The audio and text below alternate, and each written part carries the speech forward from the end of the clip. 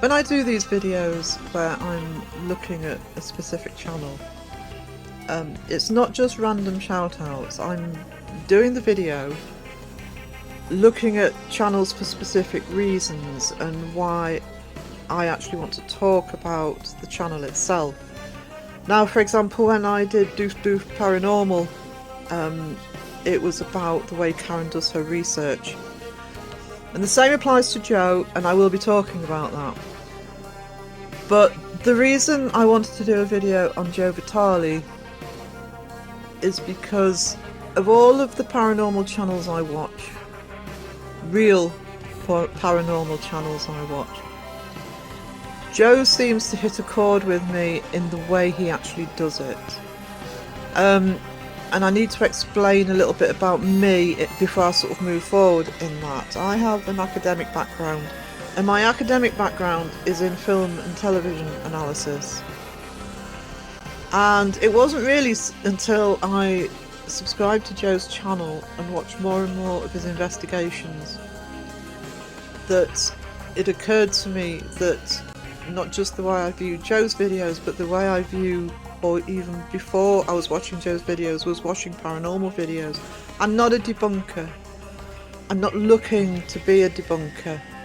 There are people with far better skills at debunking than me, but what I can do is provide commentary and put forward my opinion.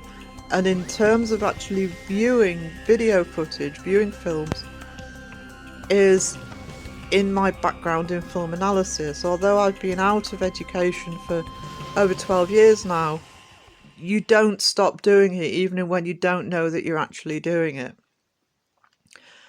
And to sum up what I'm going to talk about with Joe, for the most part, is I was realising, especially after watching his investigation into the Monroe house, for example, and watching the Harrisville haunting, watching his investigations, I realised that even before I was part of the debunking community and watching the debunking channels, which I've been watching for about a year now, I'd been watching paranormal videos before then, and I always called into question a lot of channels. I don't know how to look for fishing wire, I don't know how to look for a lot of the stuff that the debunkers look, but the way I do look at it is from a filmmaking point of view. And I see so many of the fake channels using the editing and using the lighting to hide the content, to hide what's really going on. But what Joe does is the exact opposite. He uses the editing and the cinematography, the multiple cameras, the positioning of cameras to actually tell you what's going on and to be absolutely transparent about it. So that's why I wanted to do a spotlight on Joe's channel, to talk about that a little bit further. So that's the background I'm coming from. That is something that I do know how to do, and I've been doing it for a long time. And those watching, most people will do the same thing. We all do it. We all watch a horror movie or a Marvel movie or whatever it is you're watching. We are now accustomed to analysing the way films and television work. It's no different. It's no different. So if you're watching a channel, a fake channel, or a channel that you think might be fake, you don't need to know all the technical details. Yes, you can learn it as you go along watching the debunking channels, but you don't need to know them. Use what you already know. If you're somebody who watches horror movies, which a lot of the paranormal community do, I can guarantee that you're watching a horror movie and you can see the way that the music's building, or you can see the way the lighting is, or you can see the way the editing's working, where the scares may be, unless it's a massive jump scare that they're purposely hiding from you. Use those skills that you've built up over the years, watching film, watching television, watching YouTube, to actually start questioning just how much work, how much effort, and how much is being revealed and how much is being hidden. It's not just what you don't see, it's what you do see. And I can guarantee you, and I'll talk about this a bit more, in a lot of the channels that you're questioning as to whether they're real or not, you're not going to see half as much as you do that the real investigation teams show you. Alright, so I'm on the road. I am headed to Kentucky. Gonna pick up Dawn, and then from there we're gonna head into Hartford City, Indiana. We're gonna be at the Monroe House for 3 days. Now tonight... Now, you just heard Joe say he's on his way to the Monroe House. He's investigated the Monroe House more than once. And he's going for 3 days. Not 5 minutes, 3 days. And just imagine the amount of preparation that takes, the research it takes, the amount of equipment that needs to be prepared to take for that, the amount of hours upon hours upon hours of footage that's going to come out of that investigation, which then needs to be thoroughly gone through, analysed and put together in order to create the video of the investigation at the end. Alright, so got the hotel, slept, left. Now we're gonna go get something to eat. Hello. We keep running into Garfield. I called the Historical Society today, and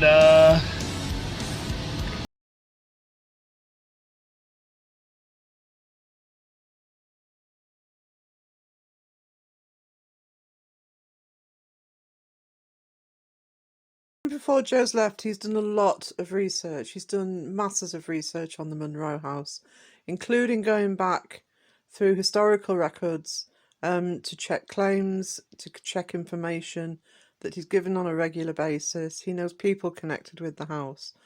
So even if he's talking to somebody who makes claims to know the history, he's aware if he's not getting the full story or if claims aren't as they should be. Joe recently did 2 videos about the research on the Monroe House, called Debunking the Twins Parts 1 and 2. The first one, he's debunking twin paranormal and the way they investigate the house. He uses his knowledge of the house, but he also uses his knowledge of the history of the house. And part 2 is a deep dive into the history of the house and how it doesn't back up a lot of the claims made by some of the teams that go in there. Now, what you will see in a lot of Joe's investigations are screens like this, where you are looking at a particular location or locations. It could be one room, it could be different parts of the building, where there's always a camera. He makes sure that as many cameras cover the investigation properties as possible. So you're not just seeing things from one angle, you're not just seeing it from one perspective. And if you watch Joe's investigations, if he thinks there's not going to be a camera available if there's something being investigated, he will rearrange the way things are done to make sure that absolutely everything possible is documented. If you're watching a lot of paranormal channels, just have a think about how rare that is.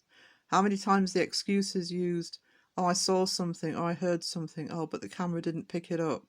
Joe's there to make sure that it happens absolutely whenever it can. And if you're a member of Joe's YouTube channel, members get access to huge amount of raw footage. He will do live streams where he's going through multiple camera angles, getting the chat to offer anything that they might see or hear. Everything is out in the open. Everything is there on display. I saw a comment on somebody's video a day or two ago, I can't remember which video it was, but somebody said there's nothing that frightens the fake channels more than two words: raw footage. And Joe will be very open about sharing as much of his raw footage as he possibly can. On the first floor, the main floor, in this living room. And I haven't really heard a whole lot of claims in this area.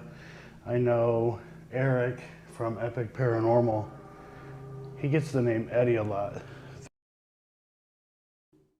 Now, if you look at this particular shot, this is Joe starting off the investigation.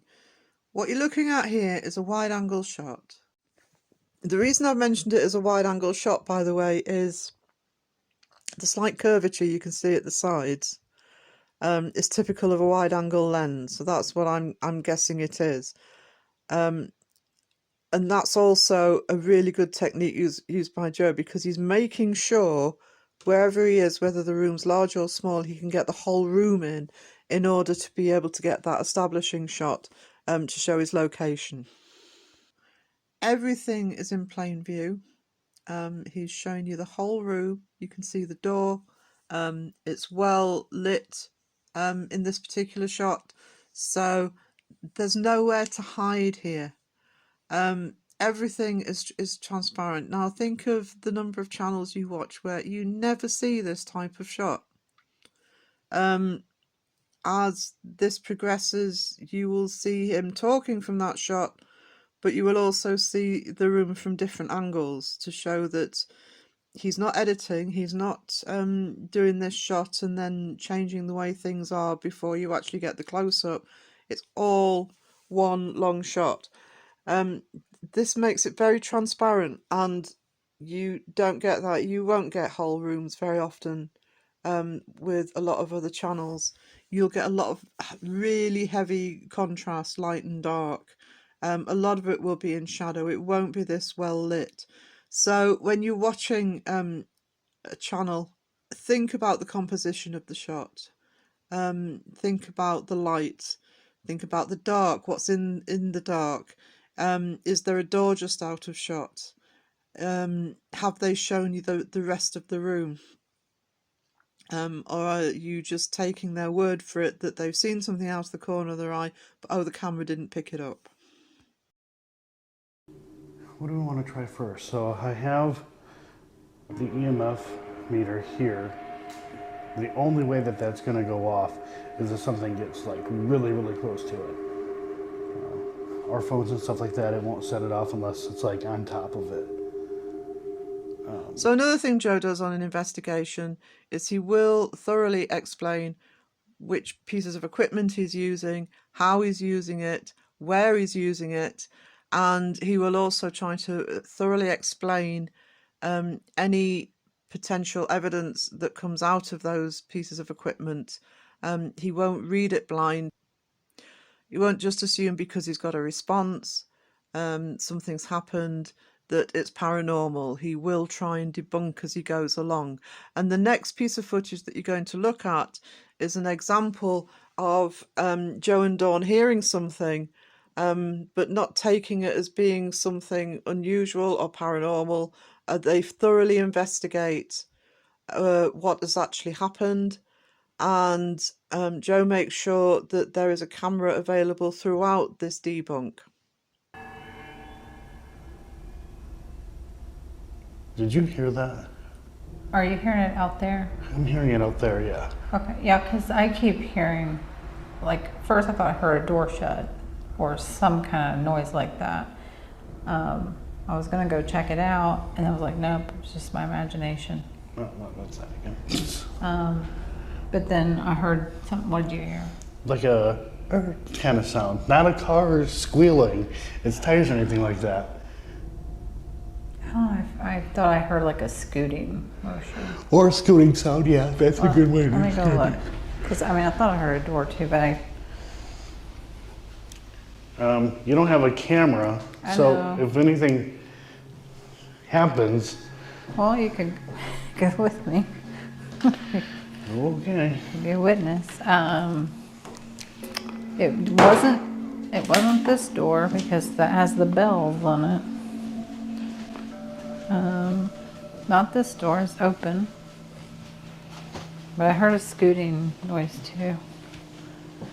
I closed that door, so it's not that. I don't see anything different. But Well. it definitely sounds like out here.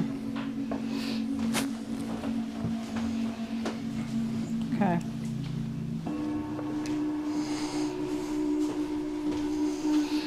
I'll let you go.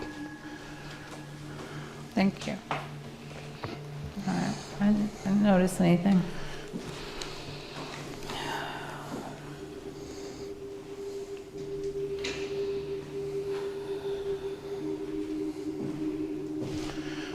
Okay. All right, I'm going to stop this recorder. I have some debunking to do. What Dawn and I were actually hearing was the compressor on the refrigerator kicking on. We were also hearing the air conditioner in what we call the main room kicking on as well. I also have a video camera in the kitchen that I will add to part of this video so you guys can hear the noise contamination.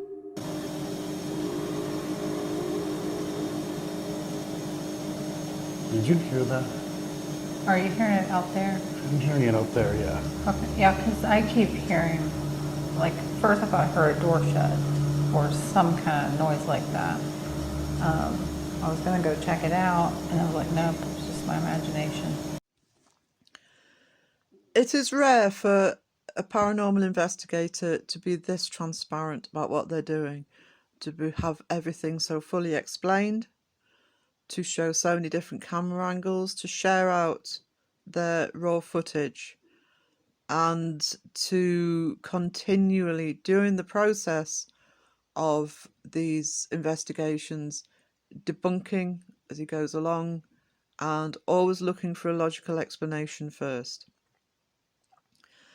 I'm going to leave you with a slideshow of I'm guessing I've missed some out, so sorry Joe if I've missed some out on here, but the Harrisville Haunting that I mentioned earlier won a load of awards, and so I'm going to leave you with that as I say goodbye.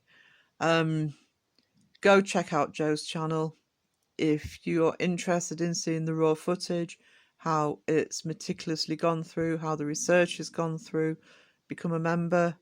But go check out Joe's videos. Go check out the Harrisville Haunting. I will put a link in the description for that as well as for Joe's channel. And see you on the next one.